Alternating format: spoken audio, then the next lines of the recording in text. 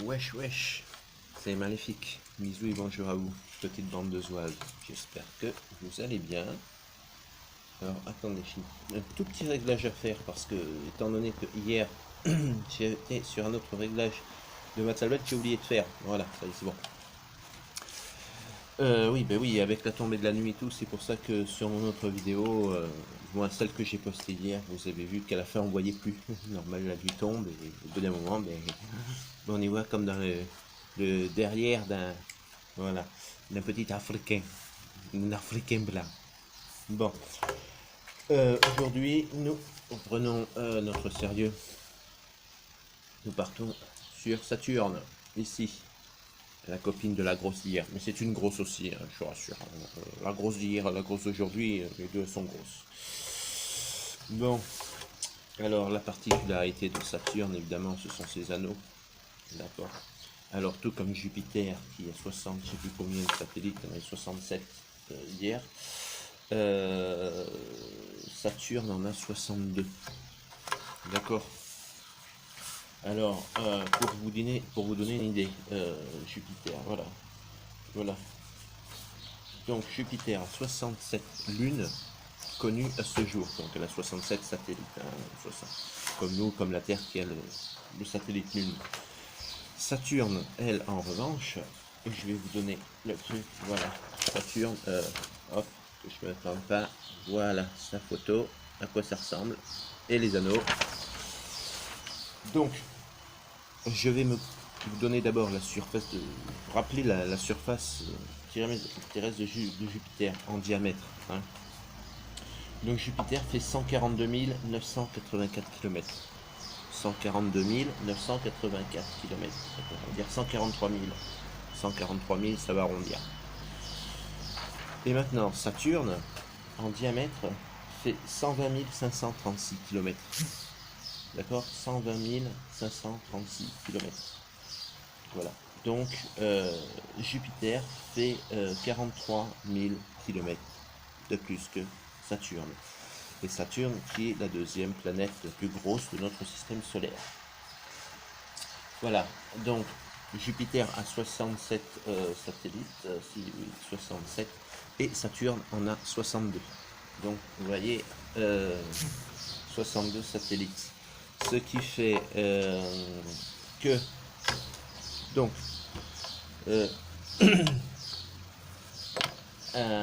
sur Saturne, Saturne donc est est un peu comment dirais-je, la protectrice, enfin on va dire le garde du corps de Jupiter, grâce à ses anneaux, voilà, qui en fait les anneaux, ce n'est pas, comment dirais-je, un effet de couleur ou quoi que ce soit de l'atmosphère des galaxies. Oui, je suis au café, je suis désolé. De l'atmosphère des galaxies qui pourrait refléter des couleurs différentes en fonction des gaz, non. S'en reflète, c'est vrai, il y a des gaz dedans, c'est vrai. Mais en fait, les anneaux de Jupiter sont un petit peu comme la ceinture de Kepler. C'est-à-dire que ce sont des ceintures d'astéroïdes qui tournent autour de la planète. Et que, justement, Saturne, malgré qu'elle soit plus petite que Jupiter, qu'elle ne soit pas composée pareil, justement, même si je parle au point de vue forme physique, la planète Saturne est plus petite que Jupiter, elle a une force d'activité, elle a une force d'activité sur elle, d'accord, qui est plus forte que celle de Jupiter. Donc en attraction, elle a une force d'activité attractive qui est beaucoup plus forte que celle de Jupiter. Ensuite, d'où pourquoi il y a les anneaux autour de cette planète d'ailleurs. Sinon, il n'y en aurait pas. Alors, la planète Saturne, comment dirais-je, il est probablement constitué d'un mélange de métal fondu avec une température de plus de 11 700 degrés et un diamètre d'environ 25 000 km. Donc, ouais, donc ça fait 25 000, ça fait à peu près 2 fois la Terre. D'accord. Un peu plus de 2 fois la Terre. La Terre fait à peu près 13 000 km. Donc, ouais, on va dire 2 fois la Terre. Rien que le noyau de Saturne fait 2 fois la Terre. Alors, comment est composée Saturne? Alors, elle est principalement composée de deux gaz. Et donc elle est de gaz, c'est une planète gazeuse, donc n'a pas de surface solide comme la Terre, Vénus ou Mars. Donc c'est une planète gazeuse qui a 96% d'hydrogène, hein, pas de, pas de dihydrogène, hein, d'hydrogène. 96% d'hydrogène, 3% d'hélium et 1% d'autres éléments. Voilà, donc c'est-à-dire que sa densité est très faible à tel point qu'elle pourrait flotter si elle était plongée dans l'eau. Pour vous dire, je ne l'invente pas, c'est bien écrit que, là, c'est bien écrit, voyez, voilà, flotter ici si il m'enchaîne dans l'eau. Donc, je ne l'invente pas.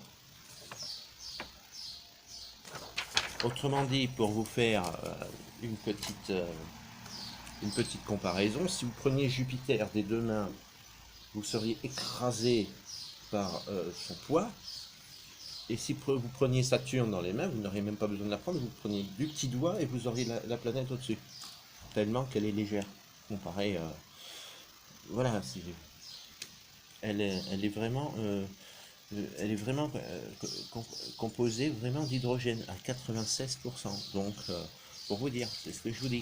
Prenez Jupiter, elle vous écrase, vous êtes obligé de la porter avec les deux mains, elle vous écrase. Et vous prenez Saturne, du petit doigt, et puis vous la... Voilà. Par contre, Saturne, comme je le dis et je le répète, a une force d'attractivité beaucoup plus puissante que celle de Jupiter.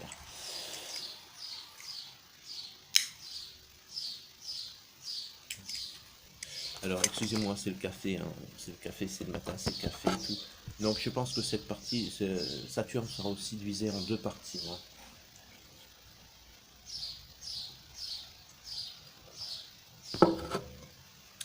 Sera divisé en deux parties parce que le temps qu'on parle des satellites et tout. Donc, la planète Saturne, qu'est-ce qu'on va pouvoir dire?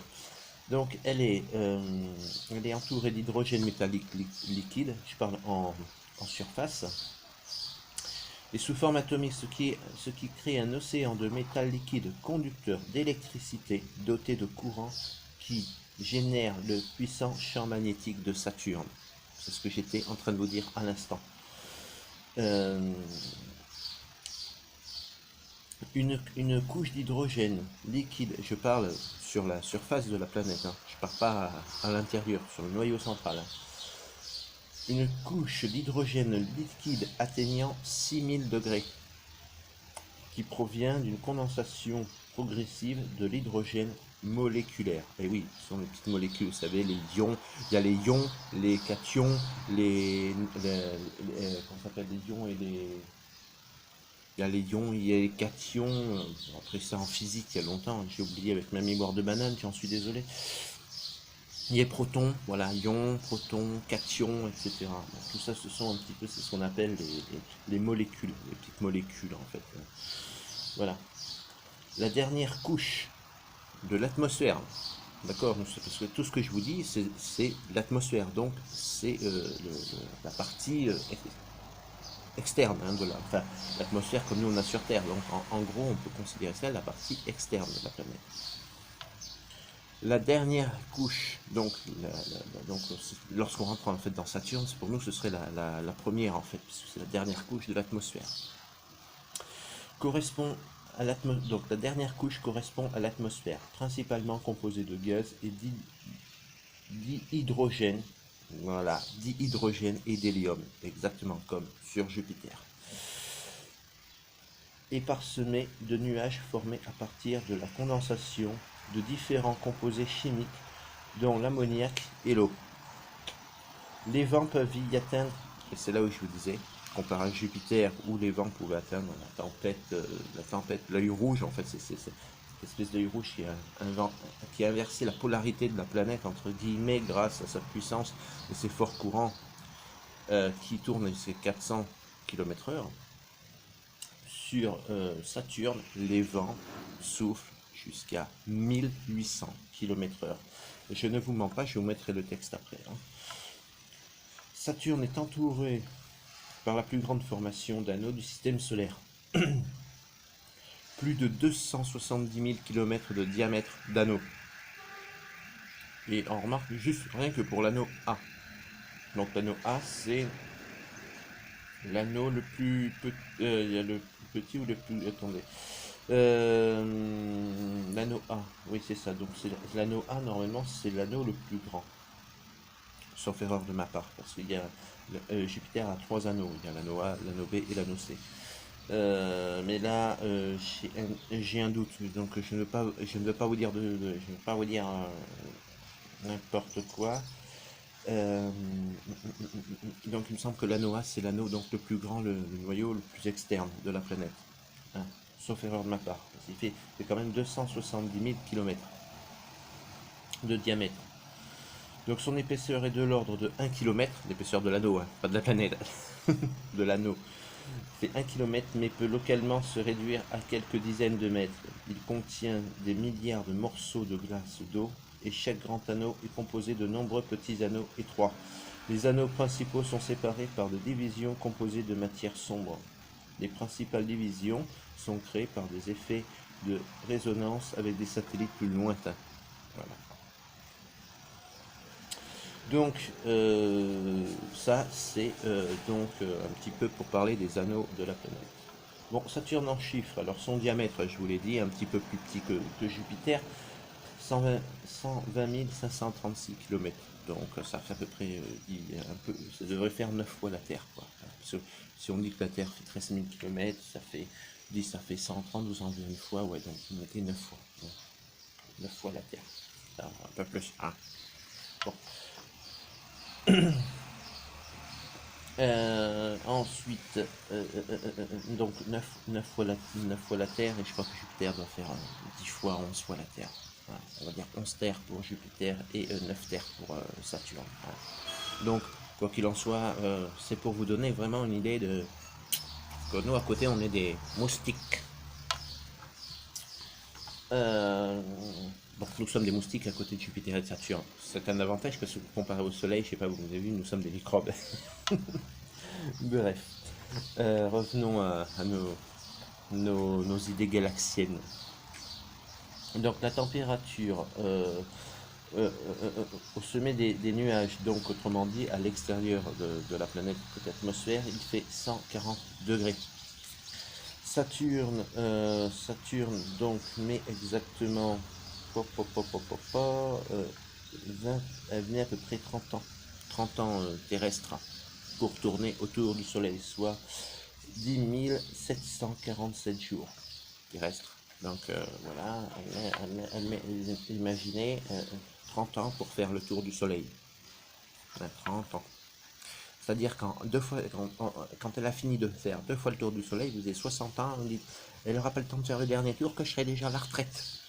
Donc je dis, allez Saturne, plus vite, allez Saturne, allez. Quand tu auras fini ton 3e tour, moi je serai déjà à la retraite. Ouais, allez plus vite, oui, plus vite la course. Allez Saturne. Bon, allez, un peu d'humour. Bref. Ensuite, la rotation, donc elle met pour tourner sur elle-même. Donc là un peu du style comme Jupiter, enfin elle est un peu plus lente.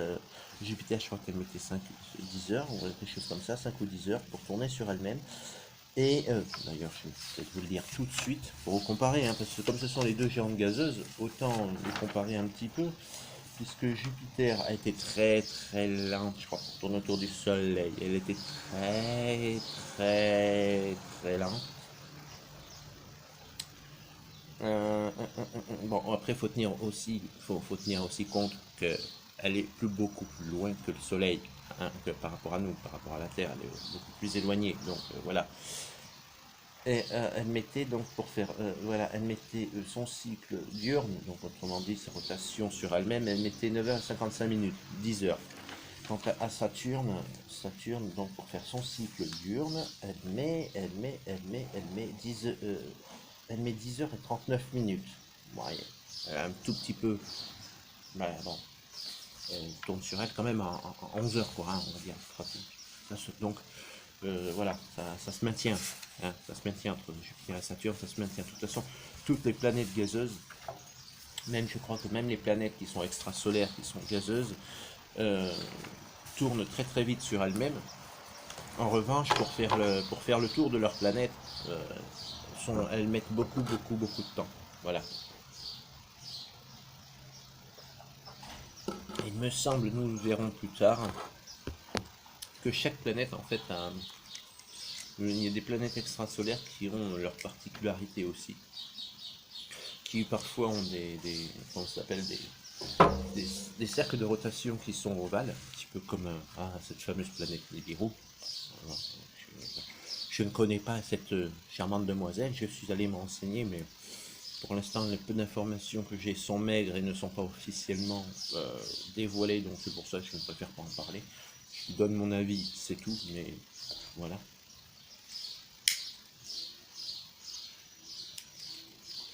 Ce que je veux dire par là, c'est que Saturne, je peux en parler parce que j'ai des preuves, j'ai un papier que je vous lis, j'ai des preuves, je vous les montre. Nibiru, je n'ai pas de preuves, je n'ai rien, donc je ne vais pas en parler. Je garde, je vous ai expliqué la dernière fois mon point de vue, mais après je ne dis pas que je tort, je ne dis pas que j'ai raison, je dis je n'en sais rien. C'est mon point de vue, mon idée. Point barre. Donc on va quitter Nibiru, on va revenir sur Saturne, et on va parler donc des satellites de Saturne. Alors les satellites, on a 62. On a 62 connus à ce jour. Et des centaines de mini-lunes d'environ 1 km. Donc, je vais vous passer le texte. Sur la photo, je crois que je vous l'avais déjà montré, mais je vous la montre un petit peu pour le fun. Voilà, elle est belle cette planète. Voilà, moi je sais pas, je suis amoureux de Saturne. Non, je plaisante. Je suis déjà occupé avec ma petite bébête. Voilà. Donc tout ce que je viens de vous lire, je vais vous le montrer. Bon, n'hésitez pas à appuyer sur pause, d'accord, si vous souhaitez lire par vous-même, voilà. N'hésitez pas à appuyer sur pause. Alors, comme je vous disais un petit peu comme sa consoeur Jupiter, ça risque de couper, c'est normal. C'est parce que ou j'ai plus de batterie ou j'ai plus de place de mémoire. Donc, je ferai cette partie-là que j'uploaderai en fait sur ma chaîne, j'appellerai partie 1, et la suite vous l'aurez là en partie 2. Donc si ça coupe, surtout ne paniquez pas. Hein. Voilà, voilà. Bref. Alors donc on va parler maintenant des satellites de notre ami Saturne. Hein. Madame Anneau, je ne sais plus qui c'est qui l'avait surnommé Madame Anneau d'ailleurs. Mademoiselle exigeante en anneau. Elle coûte cher en bijouterie elle. Bon bref. Parmi eux, il y a 7 satellites principaux qu'il faut retenir, un petit peu comme on avait sur Jupiter, il y avait Ganymède, il y avait Io, Ganymède, Callisto et Euro. Bon, là, en l'occurrence sur Saturne, il y en a 7. Il y a 7 satellites qui sont assez grands pour que la gravité leur ait donné une forme sphérique. Imaginez, ça veut dire que en fait, sans raconter un peu de n'importe quoi, hein, c'est pour vous vraiment vous expliquer un petit peu que Saturne a une activité, comment dirais-je, une puissance magnétique tellement forte, voire plus puissante que celle de Jupiter, qu'elle arriverait presque à transformer les météorites pour leur donner une forme de sphère. Parce qu'au fur et à mesure, en fait, comme sa force d'attraction est beaucoup plus puissante que Jupiter, Jupiter a plus de satellites. Mais si vous voulez, Jupiter va attraper ces satellites vers elle, va les laisser tourner autour d'elle à une certaine vitesse, ce qui fait que ils vont être assez distancés, assez spacés entre eux. Donc les satellites resteront toujours à la même vitesse autour de la planète, toujours à la même distance entre eux. Donc les météorites vont tourner autour de la planète, mais ne bougeront pas. Tandis que sur Saturne, l'attraction de Saturne est tellement plus forte et plus puissante que celle de Jupiter, que lorsqu'il y a des petits rochers qui viennent, qui a même un rocher dans l'espace, admettons une météorite, comme par exemple, je sais pas, une météorite de style Nibiru ou la planète Nine, ou ce que vous voulez. Donc admettons que Nibiru ou la planète Nine arrive et qu'elle soit trop proche de Saturne, elle serait attirée sur Saturne. Parce que je crois que c'est Saturne qui est la planète qui a le plus de puissance d'attraction et de champ électromagnétique du système solaire. C'est-à-dire que Saturne